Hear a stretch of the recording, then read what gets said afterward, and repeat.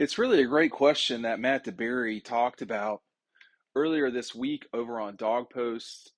Is this going to be Kirby Smart's toughest challenge coming into the 2022 season? So, why would you ask that question? Why would that even come up? Well, in different seasons, different challenges, and every season is a different challenge for sure. But how do you get the attention of your team? How do you how do you motivate after you've just captured something that took you 4 decades to get? And it's really a good question. And we won't know the answer to that until Georgia trots out in silver breeches and red tops against Oregon to start the season at Gary Stokan and Company's Chick-fil-A kickoff game in Atlanta. The I think probably Kirby's toughest season uh, probably was 2016. And the reason is that he had to do so much in terms of changing attitudes, um, not just on the team, but in the athletic department too. I'll tell you, there was a lot of skepticism inside the athletic department about the way. Skepticism is probably the right word. There was a lot of like, are we, do we totally need to do things this way? And the answer, apparently, at Georgia is yes. In the SEC is yes. Now, what Clemson has to do might be different than what Georgia does, and what Ohio State has to do might be what different than Georgia. But I'll tell you, in this league, I think more and more it's becoming clear that that you kind of have to be the way that Kirby Smart and Nick Saban are to have long-term success. We've seen Auburn have moments of glory in the time since Nick Saban came back to the SEC in 2007, winning a national championship in 2010, playing for a national championship in 2013. They've had several wins over Alabama in that time and Nick Saban, but they haven't had long-term success. I mean, they're on their third coach of the Nick, well, the fourth coach of the Nick Saban era at Alabama. So almost on their fifth this offseason. You look at LSU. I don't think anybody would confuse LSU's turmoil as being long-term success. They had won a national championship in 2007.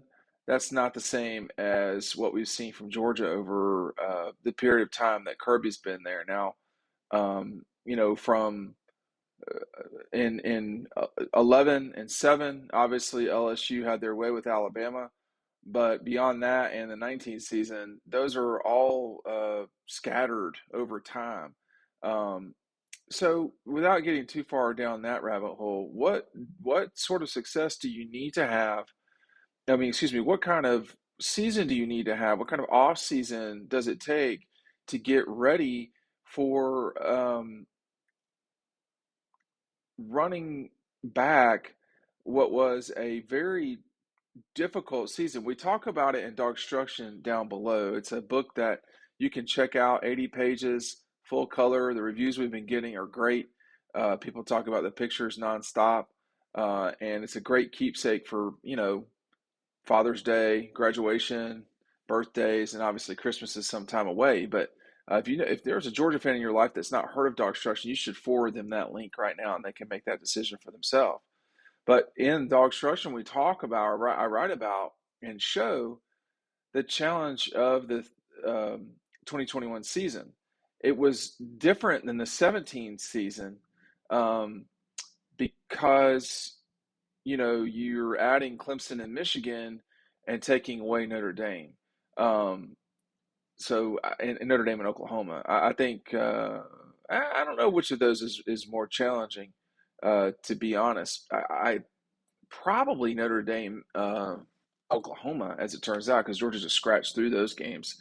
You couldn't really say that about the Michigan Clemson combo, but there is a big game to start this season. That wasn't well. That was the case in 16 with North Carolina. People are forgetting that North Carolina game set the tone for Kirby's time at Georgia. I very clearly remember him coming into the press conference after the game.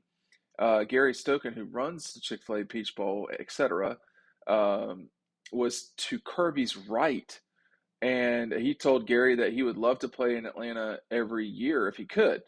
And as it turns out, Georgia has played in Atlanta every single year, just not always at the Chick-fil-A Peach Bowl or the Chick-fil-A kickoff game.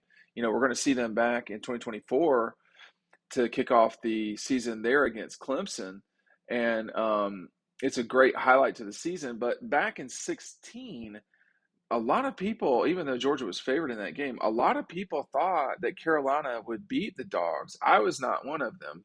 Um, and then, in 17, there wasn't a big opener, but the next week there was Notre Dame. In 18, they got to sort of